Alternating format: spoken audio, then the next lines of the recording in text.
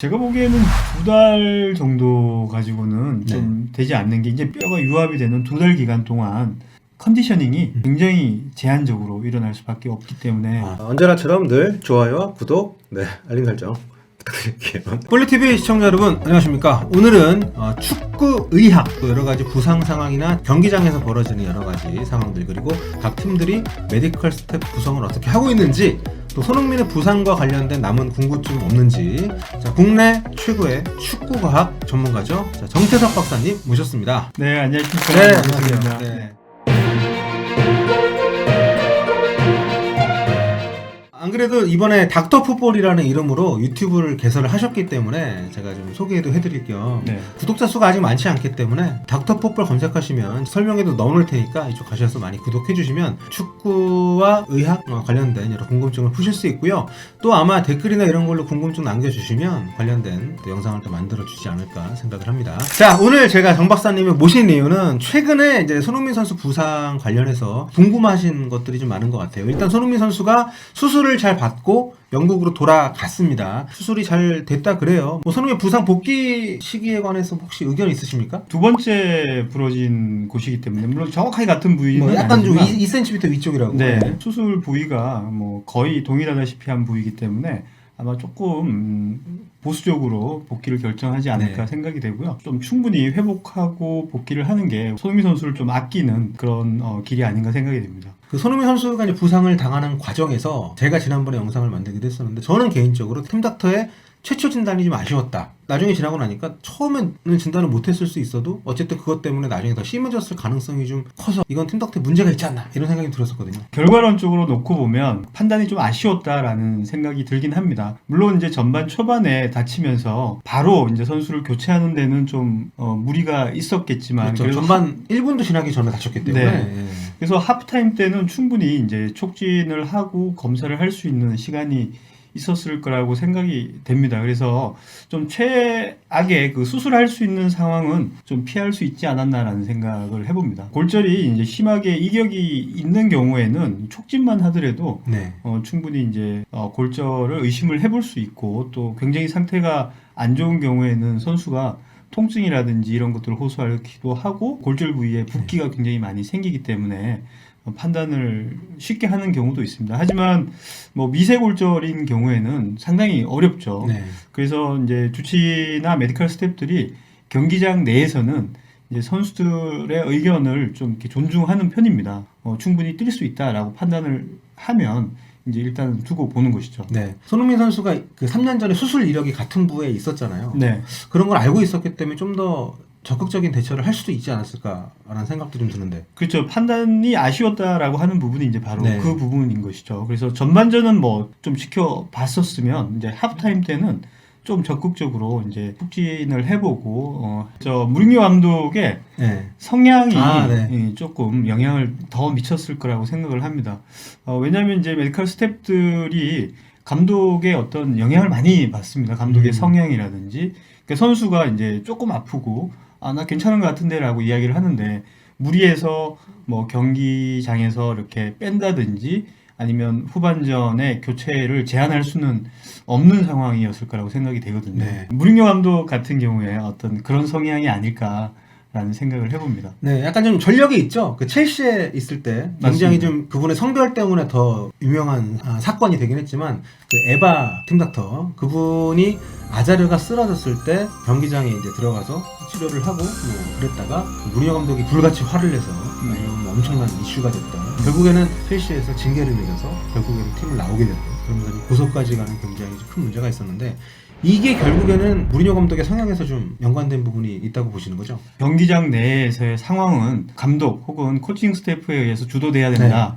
이런 성향이 바로 이제 무리뉴 감독이 에바한테 행한 그런 어떤 리액션이 아닐까라는 생각을 하고, 공교롭게 이제 에바 사건이 있은 다음에 그 다음에 제가 컨퍼런스를 갔을 때 그 에바 선생님이 이제 게스트로 나와가지고 거기 관련된 이야기를 한 적이 있었는데, 어떤 직업윤리에 관련된 이야기를 좀 많이 했었고, 그다음에 의사로서의 어떤 주치의로서의 책임감, 선수 건강에 대한 책임감, 이런 것들 때문에 자기는 자기 할 일을 다 했다. 네. 근데 왜 나한테 비난을 하느냐 이제 이런 논조였습니다. 네. 영어로 다 들으신. 네, 영어로.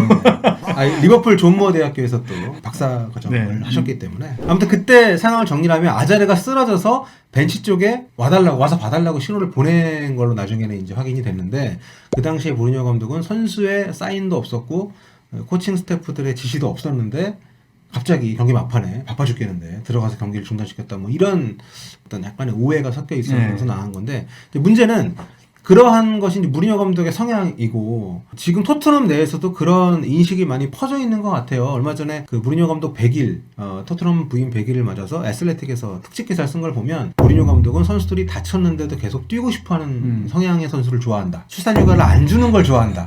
근데 그 정도면 사실 팀 내에서 그런 어떤 감독의 성향을 모를 수가 없기 때문에 그렇죠. 선수들도 의식을 하지 않을까요? 하죠. 네. 이제 뭐 어떤 그런 것들 조금 아픈데 네. 왜 못 뛰냐 뒤에 가서 이제 딴지를 걸거나 아니면 뭐 블레임을 하게 되면 결코 무시할 수 없는 상황이 이제 되고 내가 네. 아프더라도 이제 숨기거나 좀 참는 그런 경우가 생기고 결국은 그게 이제 부상을 더 키운다든지 네. 상황을 더 악화시키는 그런 것까지로 이제 연결이 될 수가 있을 것 같습니다. 네. 여러 가지가 좀 복합적으로 손흥민 선수의 부상이 좀 장기 부상으로 이어지는데 영향을 조금씩 미치지 않았나라고 생각하는 게 제 개인적인 네. 생각입니다. 이번에 손흥민 선수 이제 골절을 알아채지 못했던 그런 상황에서 촉진으로 될 수 있는 부분이 있고 아닐 수 있는 부분이 있다고 하는데 뼈의 부위에 특성이 있다고 얘기를 네. 하셨어요. 네. 뼈가 이제 피부 바로 밑에 아주 얇은 조직에 덮여 있는 경우는 뭐 촉진에 의해서 당장 이제 골절이 됐다 내지는 좀 심각한 손상이 있을 것이다라고 네. 예상이 됩니다. 제가 이제 오른팔인데 요골 같은 경우에는 이 이제 손목을 위로 올리는 이 근육들이 네. 두툼하게 덮여 있는 이 바로 아래쪽에 있게 됩니다.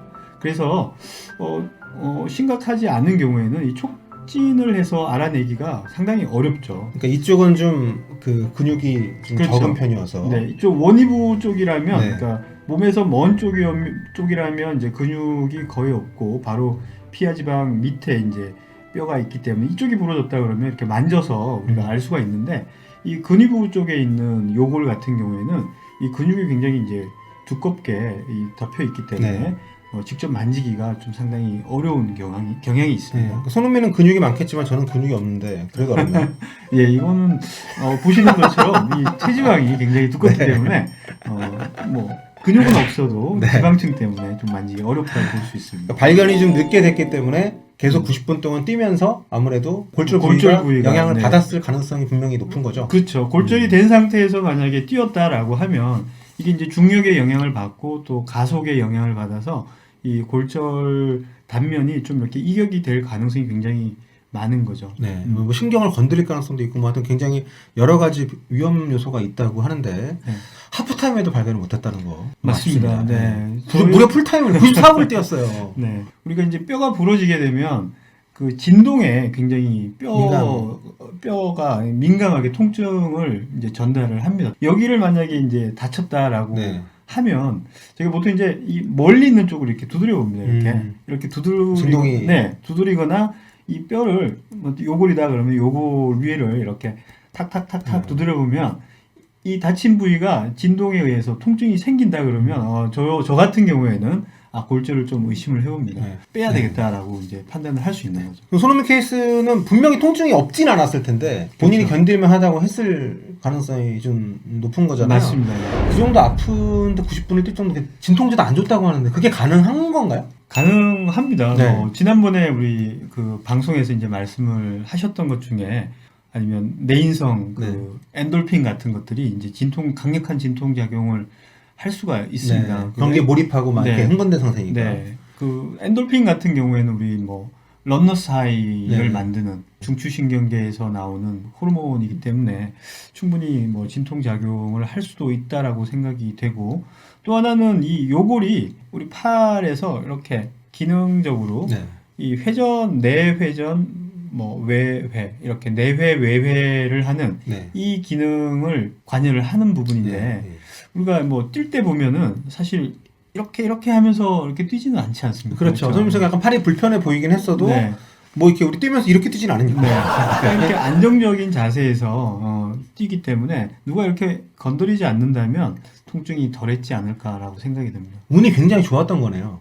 그렇죠. 경기하면서 사실 축구가 격한 운동이니까 네. 넘어질 수도 있고 네. 뭐 이렇게 부딪힐 수도 있는데 그런 어떤 상황들이 그렇게 크게 없었다는 거로 봐도 되는 거죠. 그렇죠. 몸싸움도 이제 심하지 않았고 일부러 뭐 피했을 수도 있는데 적극적으로 접촉을 했다라든지 아니면 이렇게 강하게 가격을 했을 경우에는 바로 이제 네. 아웃이 됐을 가능성도 있습니다. 네, 알겠습니다. 자, 아무튼 뭐 손흥민 선수가 좀 생각보다 큰 부상을 당해서 왜냐하면 경기 끝나고 나서 인터뷰까지 다 했고 골 세레모니 다 하고 인터뷰까지 다 하고 경기 끝나고 나서 한국 기자들 만났을 때 괜찮다라고 얘기를 했는데 갑자기 부상 소식이 들리면서 아주 몇 달 빠지는 상황이 됐기 때문에 이참에 좀 많이들 걱정도 하셨습니다만 덕분에 좀 많은 걸 좀 알게 되는 계기가 아니었나 이런 생각이 좀 들고요.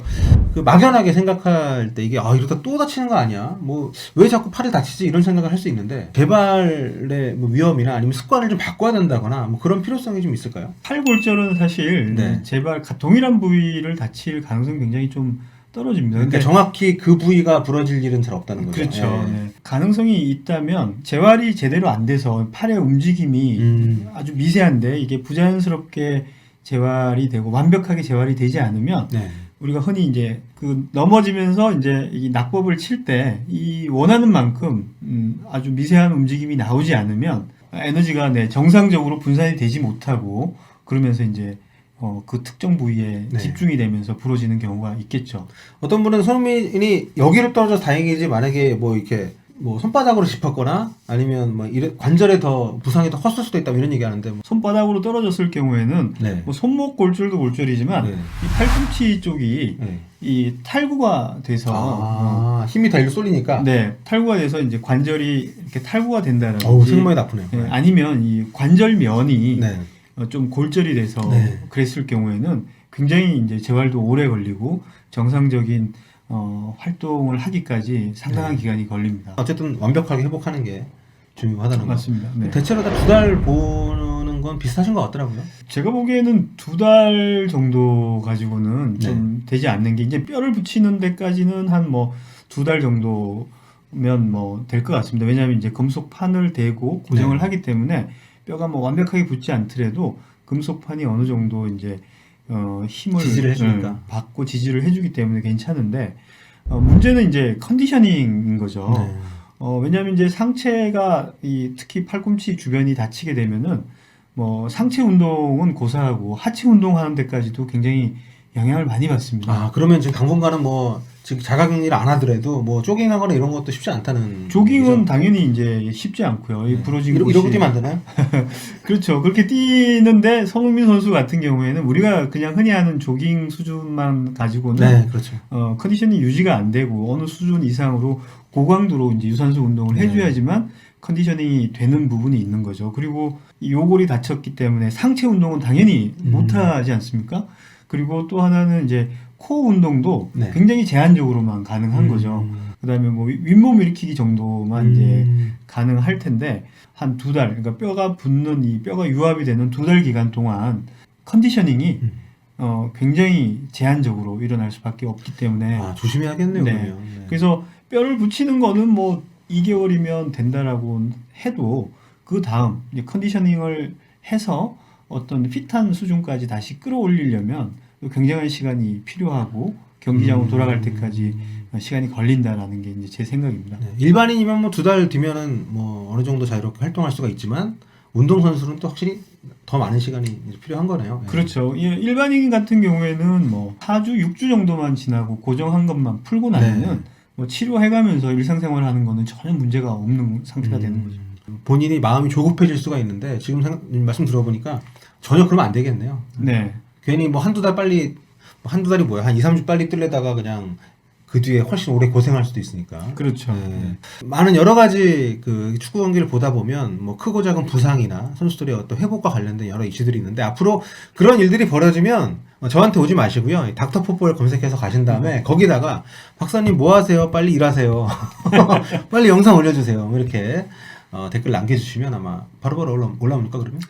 네, 관심들이 많고 유명한 네. 선수 위주로 이제 하긴 하지만 그렇다고 하더라도 우리 이제 생활 축구를 하시는 분들이 네. 또 궁금해하시는 부분에 대해서도 얼마든지 이제 이야기를 해볼 생각입니다. 네, 그 원장님이시기 때문에 본인이 유튜브에 꽂히면은 그 진료 안 하고 계속 만들 수 있거든요. 그러니까 가서 좋은 글 남기면서 계속 이렇게 좀 독려를 하시면 아마 하루에 2개씩 올라오지 않을까 기대를 해 보도록 하겠습니다. 자, 뭐 마지막으로 혹시 하시고 싶은 말씀 있으시면. 네, 저희 닥터 풋볼에 대한 이야기인데요. 우리 서영욱 그 대표님께서 이제 닥터 풋볼에 대한 코너도 만들고 해서 굉장히 조상격이시라고 해야 될 것 같은데요. 그래서 뭐 이름만 제가 지었습니다. 이름만. 네, 항상 감사드리고 또 하나는 이제 축구와 어떤 의학 또 축구와 과학에 대한 이런 이슈들이 조금 더 이제 붐업이 되고 해서 전반적으로 축구 산업에서도 이 의학과 과학이 차지하는 부분이 좀 더 커지고 높아졌으면 좋겠다라는 생각으로 이제 열심히 한번 해보겠습니다. 네, 지루하거나 나긋나긋하면 안 보더라고요. 네. 그래서 좀 뭔가 좀 활기차게 해보려고 했는데 이 조합이 그러기 어려워요. 네, 여러분 이해해 주시고요. 앞으로 볼링TV도 많이 사랑해 주시고 구독 많이 해주시고요. 또 닥터 풋볼도 오늘 기회로 많이 좀 구독을 해주시면 또 좋은 컨텐츠 많이 또 만날 수 있을 것 같습니다. 자, 오늘 여기서 정리를 해보도록 하겠습니다. 지금까지 닥터 풋볼의 피크 재활의원의 정태석 박사님이었고요. 저는 서영욱이었습니다. 여러분 안녕히 계세요. 감사합니다.